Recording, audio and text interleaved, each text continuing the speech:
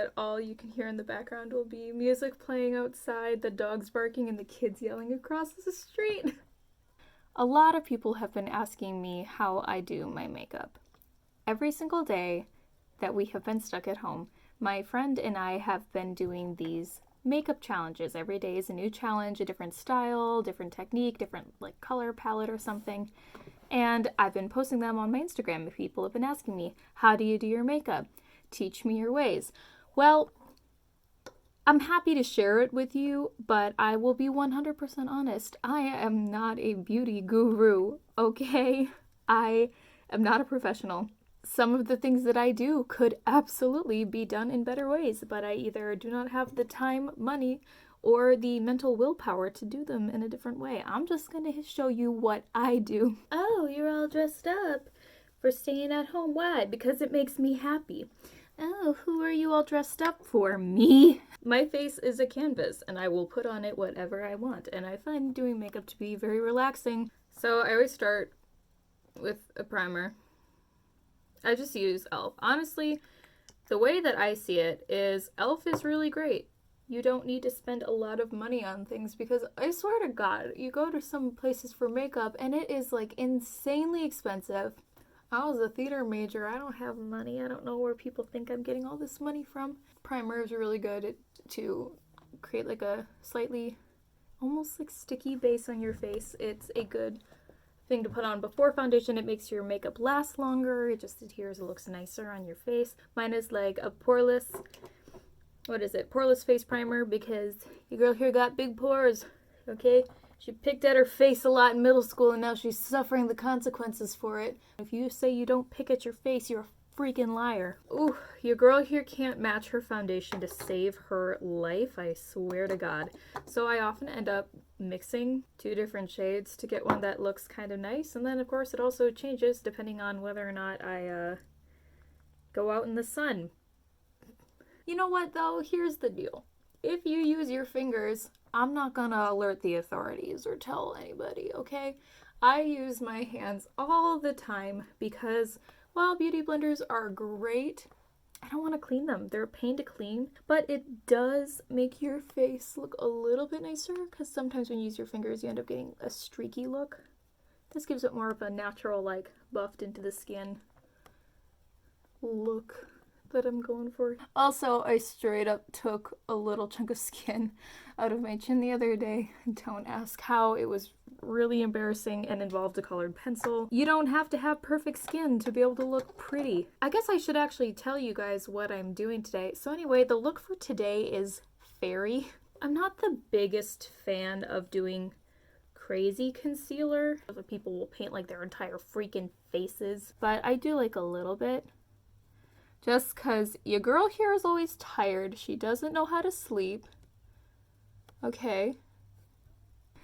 And I'll just dip a little bit in there. Again, I don't want to go crazy because I also find that with concealer, like if you go super, super bright with it or super heavy-handed, you can tell. Some people are like, oh, you have to go like 2 shades lighter with your concealer, but here's the thing. You know, when you use lighter concealer, it's going to highlight whatever you put it on. So if you got like a little bumpy on your head like I do, and I put light concealer on it, it's just going to stand out more. It's going to look kind of crazy.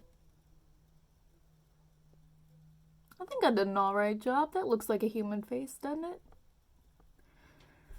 Great. I have a lot of practice with trying. I know it's a big trend right now, but I am not the biggest fan of baking, which is where you take excessive powder and you put it literally all over your face, like whatever you just contoured especially, and then you just let it sit there, looking like crazy ghosts while they're doing that. I ain't about that.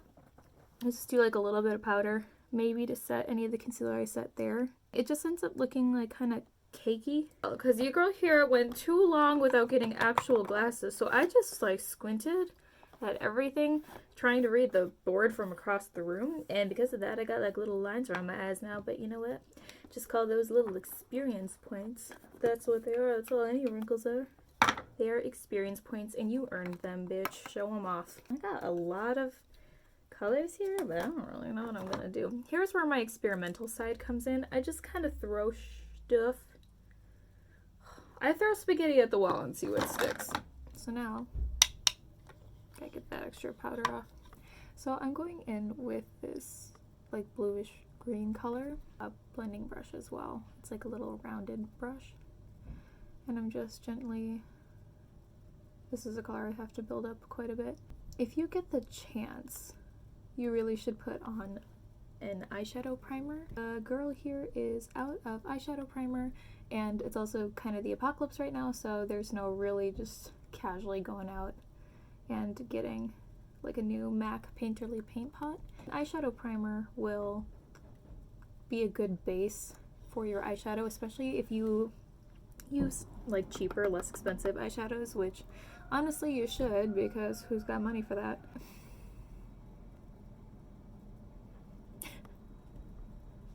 God bless this house, you can hear everything happening in this house. But anyway, it makes for a really good base, kind of similar how to like the primer I put on at the beginning makes a good base for your foundation. This makes a good base for your eyeshadow so that it lasts longer and that the color payoff is a little bit better too. Do one eye, one color at a time, and then move on to the next thing. If I did this whole eye and just glitzed it up and then had to come back and remember everything in the exact order that I did on the first eye, it would be a mess. Also, then if something gets messed up on this eye, I'd either have to start this eye all over again, or I'd have to try to fix this eye to match. So then what I'm doing next is I'm taking a pink on a smaller blending brush. It's much more compact. Oh, it's an eye crease brush, LOL. And I'm just taking it and I'm pressing it into the corner, very corner right here, in little patting motions. This helps build up the color better than just like rubbing it back and forth. One thing that was really hard for me is learning you don't just have to have your eyes closed when you do eyeshadow, because if you close them, it's hard to tell what it's going to look like when your eyes are open. So if you can, doing as much of the makeup with your eyes open and just patting it in to where you want to see the color, and then you can close them a bit to kind of fill in that gap a bit. This whole chunk right here of my lid, when I open my eyes you can't even see it, which is why I like to bring the crease colors up a little higher. I think another thing that's really disheartening about makeup sometimes is that I honestly feel like eyeshadow always kind of looks like a hot mess until you're done with it. And it can be really discouraging because you'll be playing with colors and it's like, oh my god, this looks so bad, but you just gotta keep playing with it, which is what I do. It's what I'm here for, baby. I think we're good. Now I'm going in with this really light, almost like lilac-y purple. Okay, and this one I am pressing onto the like inner corner all the way out to that pink. Purples are one of the hardest eyeshadow colors to make. That's why a lot of like purple palettes are really disappointing, especially if there aren't expensive ones, which is kind of a shame. But just don't be disheartened. It's not you, you're not bad at makeup. There's just like a lot of weird techniques that go into it, a lot of formulas that go into making purples look good. That's one thing I always hate. Same with like those cooking hack videos. I hate when cooking hack videos have all of these bogus things on there and they don't tell you how you actually make them. They just give you like these fake 5-minute craft hacks, and then it makes people think that they're bad at cooking. Like, no, you're not bad at cooking. It's just bullshit. Most purple eyeshadows are bullshit, so don't feel bad if you can't use them. And I bring it out just enough to kind of blend in between there, and I'm gonna take this pink again and just lightly dust back and forth to blend these colors together, because it gives it more of like a natural, pretty look. I think I'm gonna start taking this out away from my eye a bit more, and I'm just lightly dragging the edges out a little further. And I'm kind of like following out past, almost like to the point with my eyebrows. Okay, okay. And I'm also gonna lightly, I'm not gonna put any more color on the brush, but I am going to lightly like circle and kind of drag that color so it blends like upwards in small circular motions, so it kind of like blends up a bit more so it's not such a harsh line of color. It's a lot of working and finessing colors. It's not like you can just boosh boosh boosh on the colors and then they're done. Little circles upwards, kind of soften it so it's not such a strong line. Going for more of a like mellow, soft fairy vibes.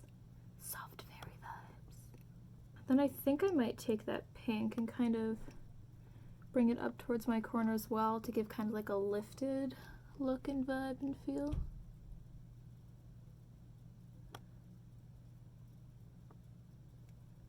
I'm gonna drag that same pink underneath the eye. Ooh, she pink. And then I think from here I might take some like the sparkle color and have it like come down so it's kind of like my eye goes like whoo, and then back down again to the side. It makes sense in my head. It'll look better when it's done. Everybody trust me. I'm a doctor. I am a professional. Alright, so then I'm also going to take that same blue color that's up here on my crease and I'm also going to lightly put some like underneath. Alright, so now what I'm doing is I'm taking this super tiny little brush that's used for smudging, also e.l.f., and I'm just taking it in a very, very intense blue color. And I'm just creating almost kind of like an eyeliner, just very lightly going along my top lid. The thing is, like, using makeup brushes and using them well is kind of like when we were kids learning how to write. Like, we understood the concept of holding a pencil, but there was a reason they made us practice writing letters over and over and over again. But to be good at it, it's something you just practice and practice with and get used to feeling it in your hand, and you get used to what the different motions do. Same goes with makeup brushes, so don't be super hard on yourself for not being great with makeup brushes, especially if you're just starting or you're trying out like a new kind of brush for the first time. Like, that's just kind of how it works. I have a concealer brush and I just put some concealer like on the back of my hand. So what I'm going to do is I'm just going to take some of this concealer, and then when I go through, I'm just going to like make a straighter line. That way it looks like one big clean cut. Oh my god. The only problem when I do these is making sure that both sides are like... I'm going to go with a light blue this time. And I'm just going to go right up here along my eyebrow and I'm going to blend it into that first color. Ooh. So now I've got like all of these really shiny, shimmery colors in here. I'm going to like pat some kind of like around here. Got like this pinky color right here. What does that do? Ew. I'm just gonna lightly like tap, tap, tap, tap, tap, tap, tap, tap, tap. Just gives like a little bit of shimmer to my face. Also, because I don't want to like push down and drag, because if I do, it's gonna look really streaky, whereas this kind of looks like, hello, my skin is just really sparkly. And with the light, since light on your face naturally tends to fall up here, it's like you want to concentrate some more lighter colors. You want it to be like up here in this corner, not like down here, because if you bring the light stuff down here, it makes it look like your face is dragging down. Okay, now this one is like a blue. This one will definitely show up. Maybe I should have done this one first, but that's alright. Especially if you have like a color that you really want to make stand out, what you'll do is you'll make a cut crease, and you do that by just putting some concealer on a little concealer brush, and you would just like gently tap in where you want that new color to go, and it kind of erases some of what you already have there. It makes like a clean cut line, why it's called a cut crease. So I'm going to do that just a little bit on the very, very innermost corners. Oh god, my eyes.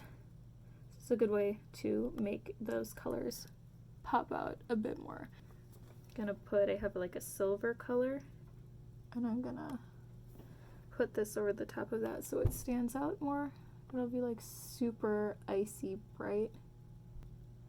Right, and as I'm bringing it out, I'm kind of lightly dragging past where I put the concealer, just very lightly without adding more product. That way it kind of fades in a kind of gradient away from the corner of my eye, so it's not just like, here is block of color, like I'm a caveman. I'm going to take that same silvery color. I'm going to lightly tap it over the rest of the eye just to give like a little bit of shimmer, but without completely masking the color that's underneath it.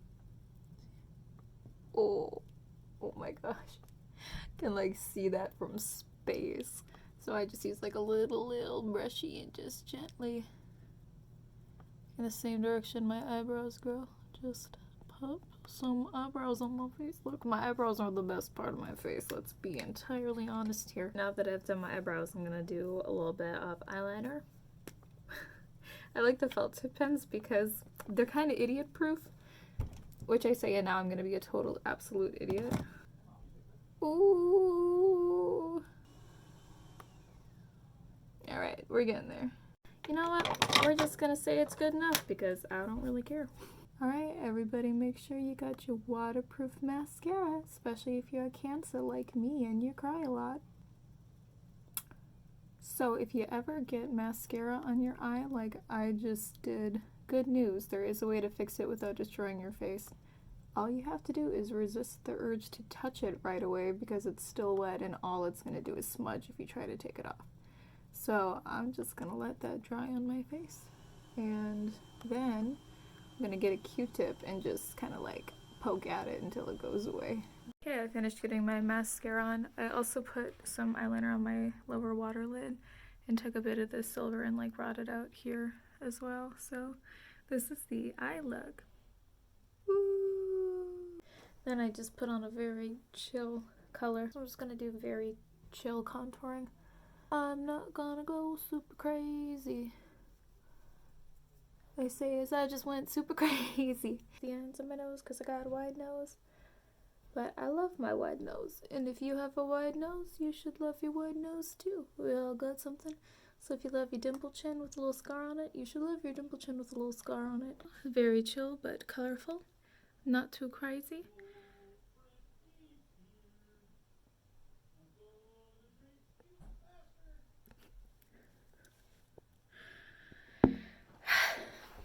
I live in a house with crazy people.